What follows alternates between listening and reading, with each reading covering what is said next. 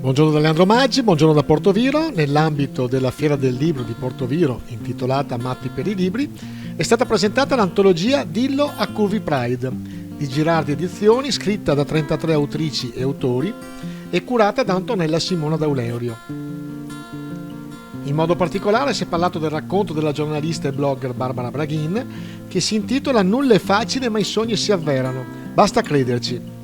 La sua esperienza con la chirurgia bariatrica e dell'intervento a cui si è sottoposta alla casa di cura Madonna della Salute di Portoviro e della realizzazione del sogno di partecipare come modella curvi alle sfilate di moda della Milano Fashion Week.